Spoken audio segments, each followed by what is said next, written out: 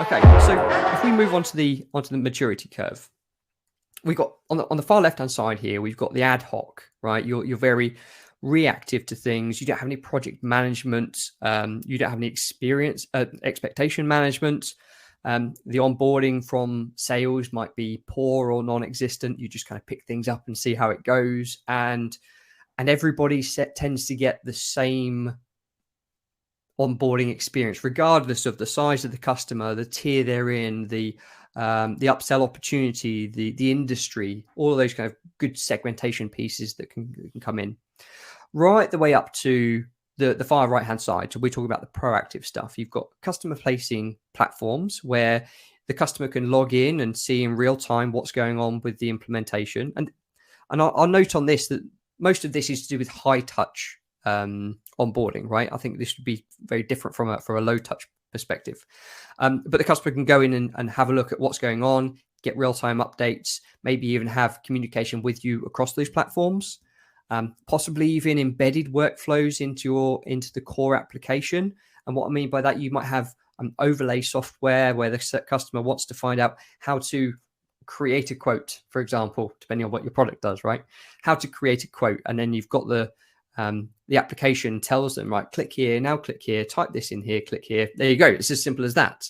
So some of these things you're trying to automate as much as possible without taking away the personal touch. Okay, it's okay to have automation in the right places.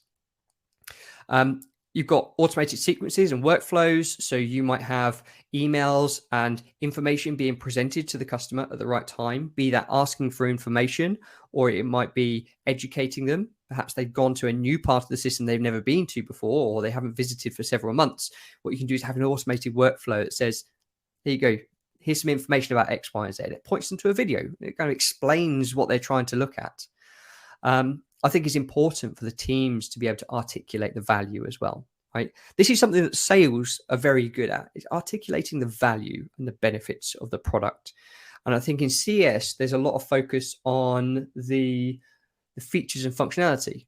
But why does the customer buy that application from you? Because they're trying to solve a problem. That is the value, right?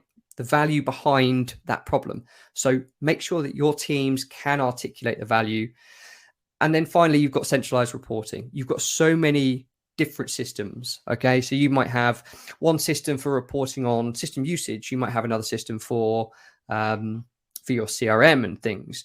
And actually, with all this information all over the place, you want to make sure that you can your customer success managers, your onboarding consultants, your implementation consultants can view all of that holistically, but also you want to be able to step back and have a look at the reporting and see what's working well and perhaps what isn't working so well. It's okay to know that some things aren't particularly great in your process, as long as you understand it and you make improvements.